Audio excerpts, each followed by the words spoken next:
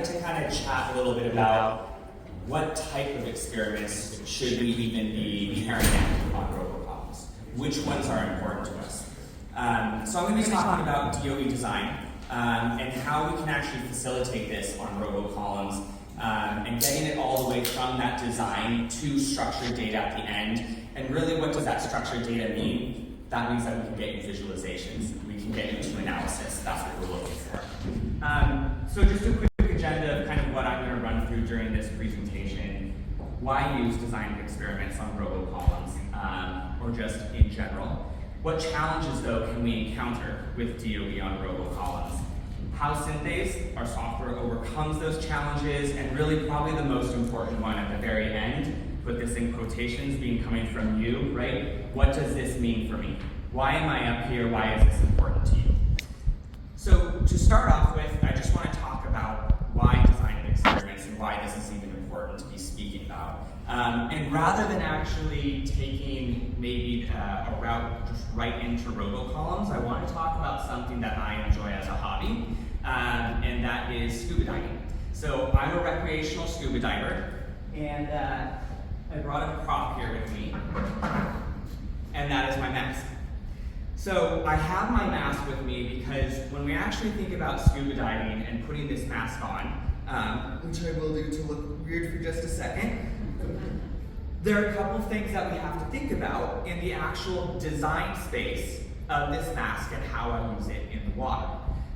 So one of those things is, how tight do I put this on, right? Another one is, do I have a sealant around this so water doesn't get in, air doesn't get out? How deep am I going in the water? Also, by the way, if anyone is a scuba diver here, you would probably just raise a red flag right now. Never put your goggles up here, always around your necks. They never come out in the water, just a tip if you're going. So when we think about all of this, right, you would want to take a design of experiments approach on it, looking at various factors all at once and changing them. Now, why would we want to do that? The alternative is one factor at a time, which is something I think we're all very familiar with, right? You hold your system stable, except for one variable that you're changing. Now, if I did that with this mask, and I am at the surface, and I tighten it to an amount that I say, this is great, and then I go down below the water and keep going down, what happens with the pressure? It increases. So now all of a sudden that mask is pushing on me. And if I don't understand my design space as to what I can do to control that, whether that means loosening this mask or using air within my lungs to blow out through my nose and push it away, I can't control the space that I'm within. So it's very important to understand your design space. Now, I'm just going to carry this out for a little bit longer. What happens if you do not optimize that design space with scuba diving? You look like this. I call this the Uncle Fester. This is my boyfriend who went and got a new mask and decided not to adjust it. And he came up with something called mask squeeze, which essentially pops the blood vessels around your eyes, right? So this is why it's important to understand design space, not just within RoboColumns, but you can apply it just to life in general. So when we take this to that one factor at a time approach, right, it's this idea that we're looking at just one little area and seeing how do we optimize that, but we're not accounting for how it might be influenced by the other variables and factors that we're looking at. So what this can lead to is false optimization, false maximum. What we want to do is actually explore the entire design space so we understand how all the different factors interact with one another and affect each other to optimize the output that we're looking for. So that's all great. However, what are challenges to actually carrying this out and understanding the design space and testing it?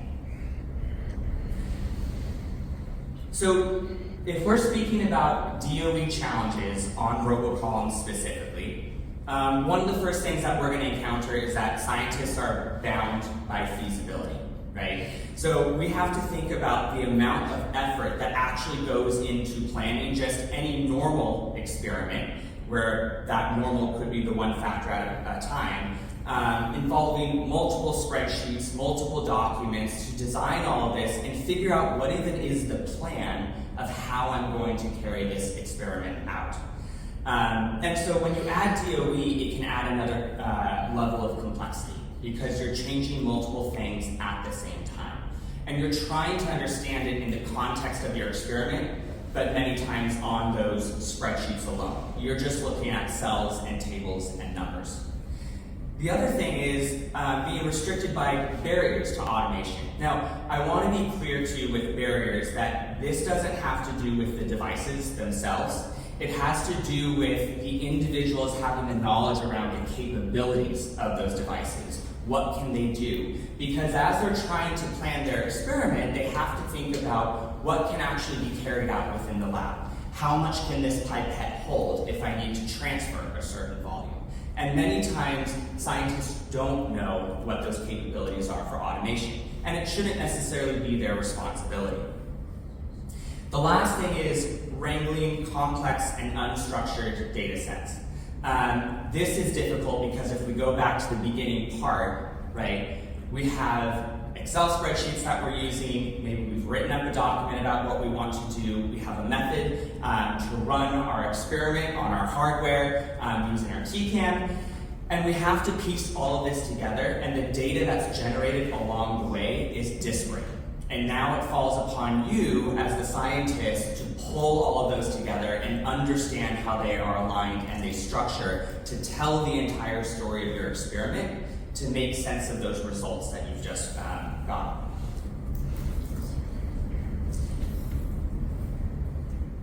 So I just want to highlight this and like the complexity of it by just looking at an example application, optimizing a wash buffer. So right, this is a single step within a chromatography process.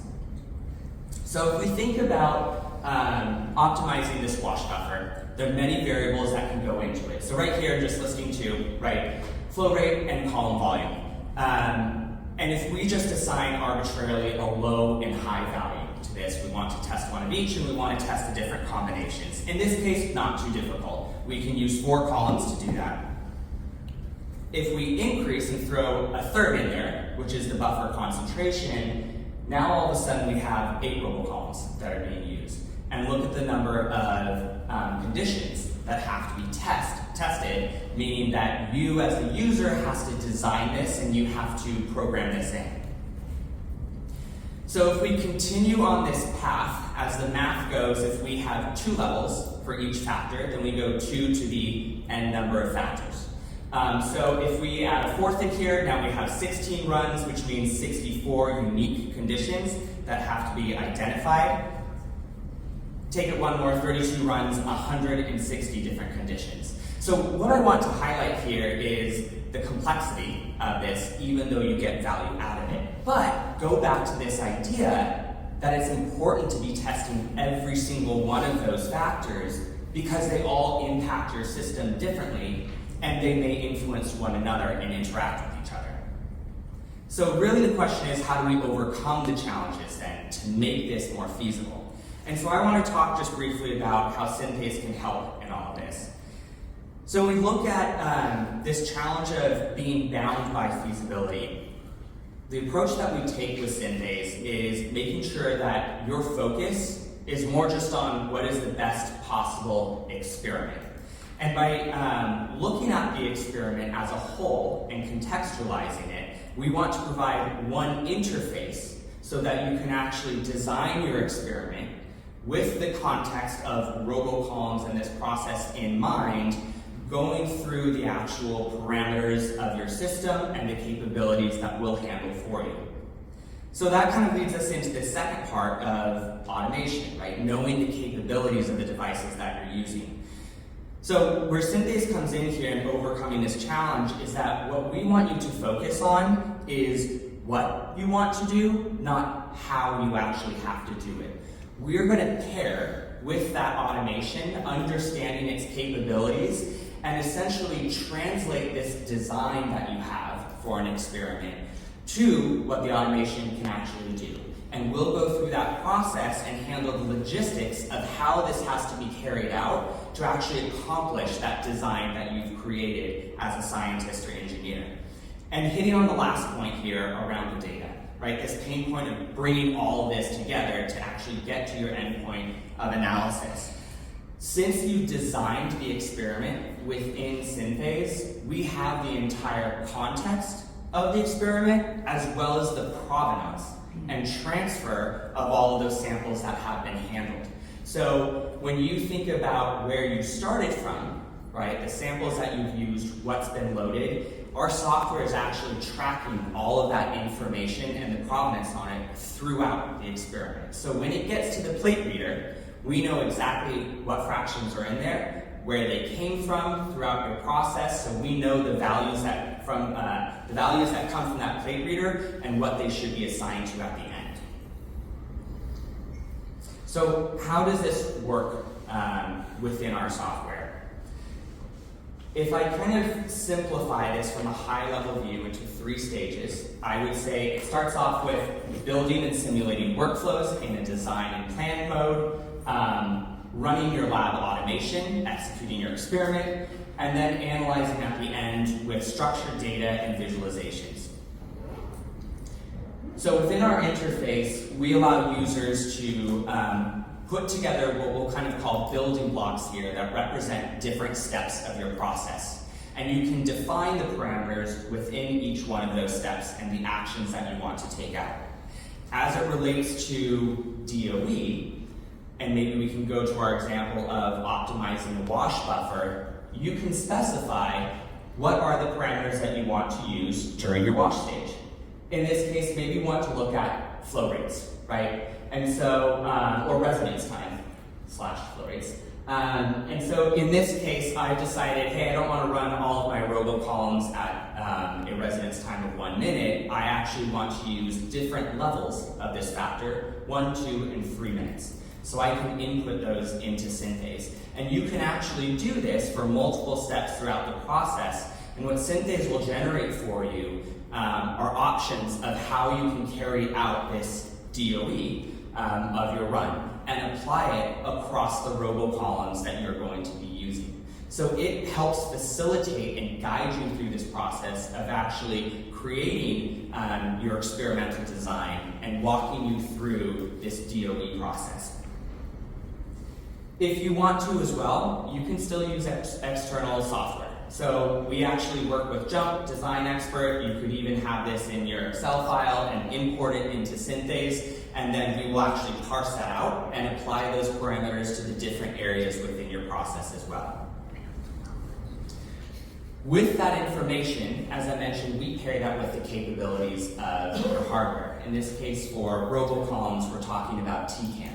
And so what we'll do is we'll actually show you a rendering step by step of what this design looks like before you ever walk into the lab.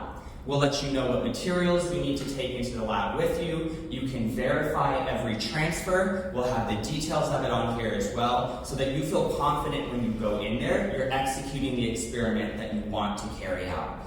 If you see a mistake in here, no problem. You can just go back to that workflow builder we were just at, edit it, and we will re-simulate this for you. Then jump into the lab and carry this out on your Tecan device with your Repligen columns. And then at the very end, this is where we bring really the whole story together. As I mentioned, we had that context up front, all the parameters that you used in your design, and we automatically pair that then with the data. So at the end, what you actually get is a full structured data file that has compiled all of the information that you've gathered along the way. If you think about it, it's a snapshot of data from your entire experiment.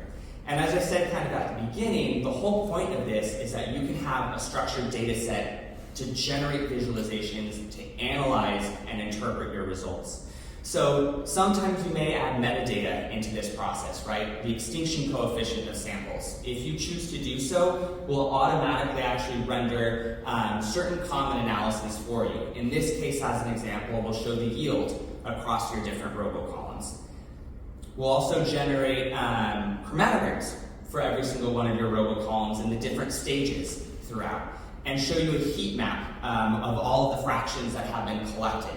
so that you know exactly what's in each well and the data that's aligned with it. And this can then even be used further downstream for cherry picking for more downstream analyses as you pass this off. Okay, the important question, right? What's in it for me? Hopefully I've implied a few things along the way that look like they would be helpful, but I do want to just kind of call out how overcoming these challenges can be helpful. And one of the first things I actually want to touch upon is this use of DOE and how one of our customers is actually looking at implementing it for a platform in purification. DOE is extremely powerful. Obviously, as I mentioned at the beginning, it's important to understand your design space. And your design space could be applied beyond just maybe the single entity that you're looking at, if it's maybe a molecule that you're carrying through the pipeline. And so a typical process in going through DOE is going to say, hey, let's screen certain factors and survey the design space that I'm in to understand it a little bit better.